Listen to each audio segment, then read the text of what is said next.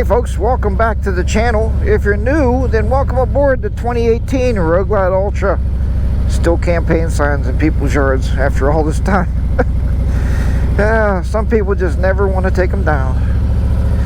What do you do when you get behind a tractor? Oh, he's leaving now. We've been following this guy for miles, going like, I don't know what I'm going here, 5 miles an hour.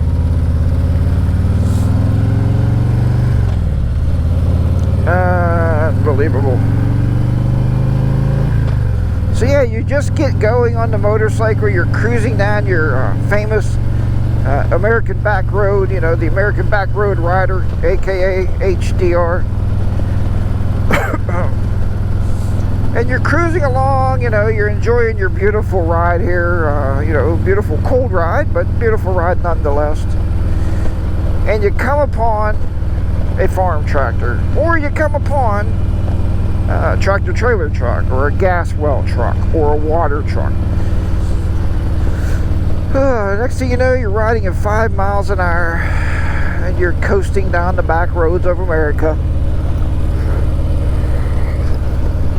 So, you know, on roads like this with the winds and the bends, I don't like to crack it down and pass them.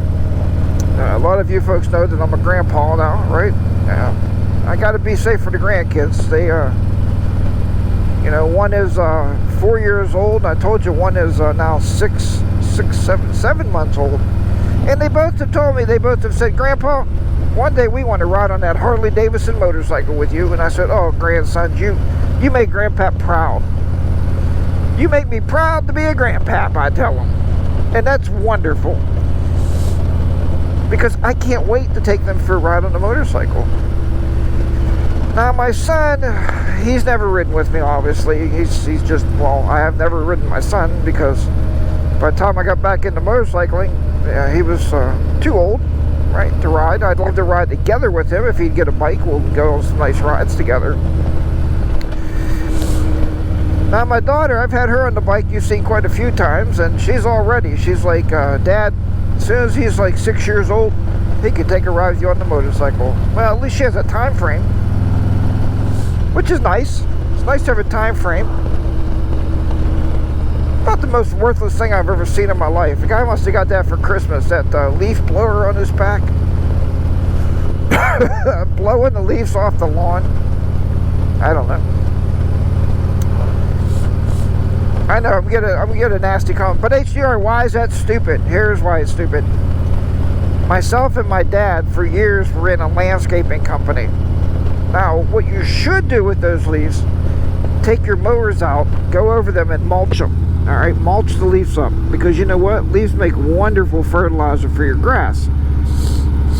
It's Mother Nature's fertilizer is what it is, and you're blowing them away or raking them off. Guess what you're doing? You're throwing away money. And then what do those people do in the spring? You see Chemlawn there, or, you know, whatever those are called, Green My Grass, or, and, yeah, so you see all those different things there, and they're out there to, you know, green your grass up. Well, if you would just mulch your leaves up, in the springtime, your grass would be amazing green, and it will be amazingly thick. And you don't have to blow those or rake those. Or, and what's worse yet, where we live is people will rake them in a big pile. Right, folks? And then they'll burn those suckers. Now, if you ever want to smell stink, get those burning leaves, that smoke in your house. Ugh. It's horrible. Not only that, it makes a lot of smoke. And, man, they're just beautiful out here today. What a day to ride. But, yeah, so it makes a lot of smoke, and it's just ridiculous, so. But, so do you rake your leaves, or do you blow your leaves off your lawn, or are you like me, just kind of leave them lay and I mulch them into the yard, you know? My old man was pretty smart about a lot of things, and we ran that lawn service. He's like, look, HDR, because he called me HDR even many decades before I ever thought I would buy a motorcycle. I don't know, it just stuck. That was my nickname. My dad called me HDR. Actually, I'm going to tell you a little secret. That only my kids know, and Mrs. HDR knows this. So if you know me and if you see me out somewhere in town, don't call me this. And I don't know why my father called me this, but he called me Groundhog. That was his actual nickname for me. So, but I didn't think HarleyDayRider was a good name. So I converted that. I used the letters, I turned them around, flipped them upside down, took the word groundhog, and made HarleyDayRider, or HDR. And if you're sitting there right now writing it on paper, good luck, because it's not going to work out. I totally just made that up. But yeah, he called me Groundhog. Funny thing about that was, as my dad got older, you know, you start to have your mind slipped a little bit. And he started calling my one nephew Groundhog. And I said, Dad, that was my nickname. I said, why you give him my nickname away? And he said, well, I never called you Groundhog. I was like, Dad, how soon you forget? I said, what does that mean, Dad? Why are you calling him Groundhog? He said, well, he said, HDR, did you ever see a groundhog walking in the yard? Unless it runs. Now, if it's walking, I said, yeah, Dad. He said, well, that's kind of what groundhog, that's what he reminds me of. You know, taking his time, moving very slowly. So, yeah, that's what he says. So, but anyway. So, and then there was one, now you're seeing a very front-facing camera because I just lost my Hero 3 Plus. The battery just died, which is fine. I can finish talking to you as I go to the gas station to fill this motor scooter up. Because we talked about that, right? Why in the world would I put the motor scooter away with anything less than a full tank? And the tank is not all the way full. I gotta sit here and wait for all these cars. I think I got it now.